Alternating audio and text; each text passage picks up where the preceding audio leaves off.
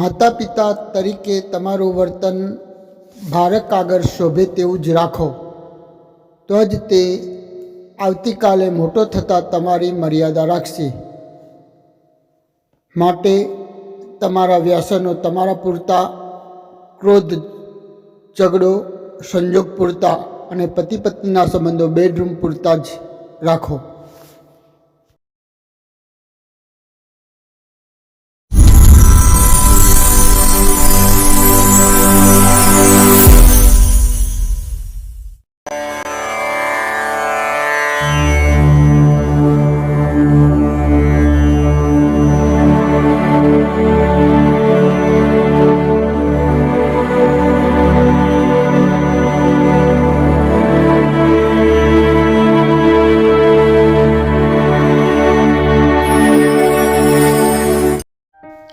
ભાઈઓ, બહેનો તેમજ વડીલો, બાળકના ઘડતર માટે બાળકના માનસનું જ્ઞાન પણ હોવું જરૂરી છે. કારણ કે ક્યારે બાળકને પ્રેમથી સમજાવવું અને ક્યારે બાળકને ખીજાવવું, જો આ માતા પિતાને ખબર ના હોય તો કાં તો અતિશય લાડમાં બાળક બગડી જાય છે, કાં તો અતિશય ધાકથી બાળકનો વિકાસ રૂંધાય છે. અને ઘણીવાર અતિશય શાસન અને શિસ્તથી પણ બાળક વિદ્રોહ કરે છે અને સામું થાય છે. જે માતા પિતાના કહે તે જ કરે છે. બાળકને પ્રેમ કરો, લાડ કરો, પણ સાથે બીક પણ રાખો. જે માતા પિતા વારંવાર કે અવારનવાર બાળકની શિક્ષા કરે છે તે બાળક નઠોર થઈ જાય છે ને તેને પછી શિક્ષાનો ડર રહેતો નથી. જ્યાં સુધી બાળક આંખથી ડરે ત્યાં સુધી વાણીનો ઉપયોગ ના કરો, અને વાણીથી ડરે ત્યાં સુધી શિક્ષાનો ઉપયોગ ના કરો. પહેલાંના લોકો આંખ કાઢે એટલે બેસી જવું પડતું, અને અત્યારે આંખ તો શું, મારનો પણ ડર નથી. તેનું કારણ શું? અતિશય લાડ તો વધુ માર પણ સારો નહીં. જે બાળકને બાળપણમાં પોતાના પપ્પા હીરો કે સુપરમેન લાગતા હોય અને માનથી નજરે જોતો હોય, તે જ બાળક મોટો થતાં થોડું કમાતો થાય કે પાંખું આવે છે, કારણ કે તે હવે સક્ષમ છે. મમ્મી પપ્પા કરતાં હું વિશેષ અને મોટો હોવાનું અભિમાન આવી જાય છે અને અપમાન કરતો હોય છે. કારણ કે તમારામાં કંઈ એવું વિશેષ નથી હોતું કે તે તમારું માન જાળવે અને તમને કાંઈ ના ખબર પડે કંઈ ક્ષણમાં અપમાન કરી દેતો હોય છે. કારણ કે તે એટલું ઊંચું આપણે ભણાવીએ છીએ કે આપણે તેને અભણ કે ગંવાર લાગીએ છીએ. કારણ કે તમારી સાથે તેનો સંબંધ પ્રેમનો નહીં પરંતુ ભૌતિકતાનો, અર્થાત પૈસા પૂરતો હોય છે. પરંતુ જો ભાવનો સંબંધ બાંધીશું તો તેને ખબર હશે કે મને મારા પપ્પા એ મજૂરી કરી ભણાવ્યો છે, તેથી હું આજે આ પદ પર છું. તો ગમે તેટલો મોટો પદ પર જશે, ઓફિસર બનશે, પરંતુ તે તમને ઈશ્વર કરતાં પણ વધુ આદર આપશે. પરંતુ આ માટે તેને તમારા દુઃખના દિવસોની માહિતીનો પણ ખ્યાલ હોવો જરૂરી છે. કે કેવી સ્થિતિ અને સંઘર્ષમાં તેને મોટો કરી ભણાવ્યો તેનું ભાન થવું જોઈએ, તો જ તે મોટો થતાં તમારો આદર કરશે. ઘણીવાર એવું પણ સાંભળવામાં આવે છે કે બાળકને સ્વતંત્રતા આપો, તેના વિકાસને રૂંધશો નહીં. પરંતુ ક્યાં સ્વતંત્રતા આપવી તે માતા પિતાને ખબર ના હોય તો સ્વતંત્રતા સ્વચ્છંદતામાં ફેરવાય છે ને અતિશય સ્વતંત્રતા બાળકને રખડું, વ્યસની, ઝઘડારું, અનિયમિત, ઉડારું બનાવે છે. માટે આવી સ્વતંત્રતા યોગ્ય નથી. બાળક રખડું ના બને તે માટે રમવા, ફરવા, જમવા, ભણવાની સમય પાબંદી હોવી જ જોઈએ. ખોટો સંગ ના કરે, સમયની કિંમત અને જીવનમાં પૈસાનું મૂલ્ય સમજે, આ બધા ગુણ હોવા જોઈએ. પરંતુ બાળકને તેને મનગમતું કરવા દેવામાં જેમાં તેને વિકાસ થતો હોય તે પર પાબંદી ના હોવી જોઈએ. બાળકને કુદરતે જે આવડત આપી હોય, તેનામાં જે જન્મજાત સ્કિલ હોય તે ઓળખતા માતા પિતાને આવડવું જોઈએ અને તે કરવા માટે તેને રોકવો તો ના જોઈએ, પરંતુ તેને આગળ વધવા ના કેવળ સ્વતંત્રતા પરંતુ જરૂર પડે તો સહયોગ પણ આપવો જોઈએ.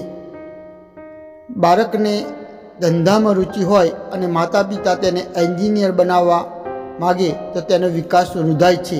તે એન્જિનિયર તો નહીં બની શકે, પરંતુ ભવિષ્યમાં પગભર પણ નહીં થઈ શકે.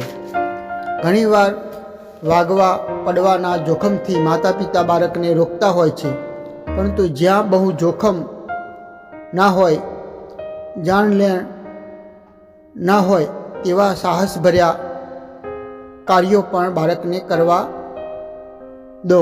સંઘર્ષ અને સાહસથી જ બાળક આગળ વધશે.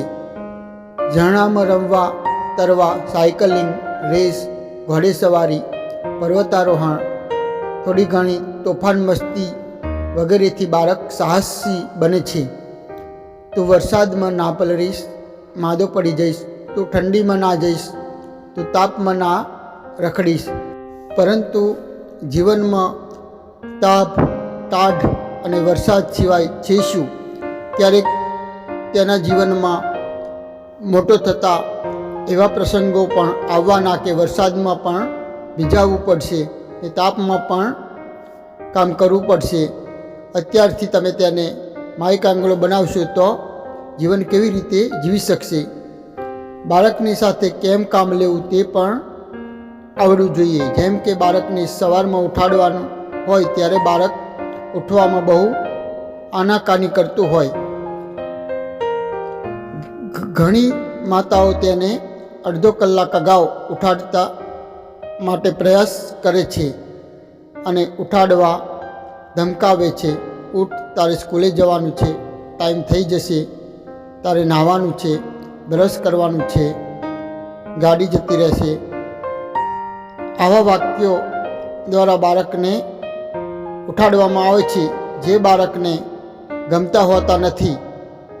તે આપણે તેને ઉઠાડવા માટે બોલીએ છીએ, પરંતુ ઉઠતાની સાથે જ બાળકનો ઉત્સાહ ઘટી જાય છે. પરંતુ ઉત્તરાયણ આવશે ત્યારે તમે જોશો કે બાળકને ઉત્તરાયણના દિવસે ઉઠાડવાની જરૂર પડતી નથી, પરંતુ બધાની પહેલાં તે જાગી જતું હોય છે. દોસ્તો સાથે ક્રિકેટ રમવા જવાનું હોય ત્યારે ટાઈમસર ઉઠી જતું હોય છે, કારણ કે તેમાં તેને રસ છે, તેના રસનું કાર્ય છે. જ્યારે ભણવામાં નિશાળે જવાનું ગમતું નથી અને તે માટે આપણે ઉઠાડીએ છીએ. પરંતુ ઉઠાડતી વખતે બાળકને તેમ કહેવું જોઈએ કે બેટા ઉઠ. જો બહાર પક્ષીઓ સુંદર અવાજ કરે છે, સૂર્ય ઉગ્યો છે, સોનેરી કિરણોથી આકાશ સુંદર દેખાય છે, પશુ પક્ષીનો કલરવથી સુંદર ભોર દેખાય છે, તો ઉઠ ને જોતો ખરો. પછી કહેવાનું કે આજે તો તારી સ્કૂલમાં પણ સુંદર ફંક્શન છે, એ તારી ગમતી ટીચરનો પીરિયડ છે, જલ્દી તૈયાર થઈ જા. આમ બાળકને ઉત્સાહપૂર્ણ વાતોથી ઉઠાડવો જોઈએ, તો ઉઠતાની સાથે બાળકમાં સ્ફૂર્તિ અને ઉત્સાહ રહેશે. સ્કૂલોમાં પણ વાતાવરણ એવું હોવું જોઈએ કે બાળકને સ્કૂલમાં આવવાનું મન થાય. બાળકનો જન્મ થતાં તેનું આખો પરિવાર અને મહોલ્લો હર્ષથી રોમાંચિત થઈ જાય છે અને તેના બાળપણમાં બધાનો આનંદનો વિષય તે હોય છે. તે બાળક મોટો થતાં તેના વ્યક્તિત્વનો વિકાસ થતાં અને શક્ય છે કે ઘણીવાર પોતાનું કીધું ના કરે. બાળકને પોતાનો પણ આનંદ હોય છે. તેની મનગમતી રમતમાં તેને કંઈ ડિસ્ટર્બ કરે તે તેને ગમતું નથી ને તે તેની રમતમાં ડૂબેલો હોય છે. જ્યારે પરિવારના સભ્યો ઈચ્છે છે કે તે પોતાની રમત છોડી એમની પાસે આવીને બેસે ત્યારે સંઘર્ષ થાય છે. આમ બાળક પણ એક સ્વતંત્ર છે. તે પોતાનું પારખ અને વ્યક્તિત્વ અને પ્રતિભા લઈને આવ્યો છે, પરંતુ પરિવારના લોકો તેનાથી અજાણ હોય છે અને ત્યારે પરિવારમાં બાળક અને પરિવાર વચ્ચે સંઘર્ષ થતો હોય છે. ઘણીવાર બાળક સત્કાર્ય, સેવા કે ઉચ્ચ કોટીના કામો કરે છે, જેમ કે આજુબાજુના પાડોશીઓના પણ કામ કરતો હોય કે બીજાની પણ સેવા કરતો હોય, તે પરિવારના સભ્યો તેને રોકે છે અને મૂર્ખ કહે છે અને તેની પ્રતિભાને વિકાસ થતાં રોકે છે, વિઘ્નો નાખે છે. બાળકને ગમતા દરેક કાર્યોનો આપણે વિરોધ કરીએ છીએ અને અજાણતા તેને અન્યાય કરીએ છીએ ત્યારે તે વિરોધ કરે છે. આમ બધાને આનંદ પ્રદાન કરનાર બાળક બધા માટે દુઃખ અને કલહનું કારણ બને છે. આપણે એવું સમજીએ છીએ કે બાળકને શીખવાડવા સિવાય કશું જ નથી આવડતું, પરંતુ અહીં જ આપણી ભૂલ કરીએ છીએ. બાળકનું મન નિર્મળ હોય છે. તે જેવું જોવે છે તેવું જ શીખે છે. આપણા વિચારોથી બાળકના મગજમાં ના ખબર પડતા અસર પડે છે. બાળક જેવું જોવે છે તેવું જ તેનું વિચારો અને મન ઘડાય છે. આપણે આજે બાળક સામે અભદ્ર વર્તન કરીશું, દારૂ સિગારેટ પીશું, વડીલોનું અપમાન કરીશું, તો આવતીકાલે મોટો થઈ આપણી મર્યાદા નથી રાખવાનો. આપણી સામે જ તે દારૂ સિગારેટ પીશે ને આપણું અપમાન કરશે અને ત્યારે આપણે ફરિયાદ કરીએ છીએ કે મારો પુત્ર મારી સામે સિગારેટ પીવે છે. પોતાની પત્ની સાથે ચેનચારા પણ કરશે, કારણ કે આપણે તેના બાળપણમાં આ જ કર્યું હશે. જેમ બાળકને અતિશય લાડ બગાડે છે, તેમ અતિશય શિક્ષા પણ તેના વિકાસને રોધે છે. તેથી અતિશય લાડ જેમ સારા નહીં, તેમ અતિશય શિક્ષાથી બાળક નઠોર થતું હોય છે. માટે 6 મહિનામાં એકવાર એવી શિક્ષા કરો કે પછી 2-3 વર્ષ સુધી તેની અસર રહે અને તે ડરતું રહે. પરંતુ વારે વારે બાળકને શિક્ષા કરવાથી તમારો ડર રહેશે નહીં. પશ્ચિમના એક બહુ મોટા વિચારક થઈ ગયા જે જેમ્સ બોનાર્ડ, તે પોતાના જીવનના 40 વર્ષ પારિવારિક સમસ્યાનું સંશોધનમાં ગાળ્યા અને ત્યાર પછી તેમને તારણ આપ્યા કે જુદા જુદા પરિવારોમાં વ્યક્તિઓ દ્વારા ભોજનના સમયે થતી વાતચીતમાં 99% વર્ગ એવો હતો કે જેમાં બીજાની નિંદા સંબંધિત હતી. મિત્રો, સગા સંબંધી, પાડોશીઓ, દૂધવાળા, ધોબી, દુકાનદાર સૌની નિંદા કરતા અને જેને કારણે આ પરિવારનું વાતાવરણ સમગ્ર નિંદામય બની જતું અને જેવી અસર બાળકોના નિર્મળ કોમળ મગજમાં ઝેર જેવી ખતરનાક અસર કરતું.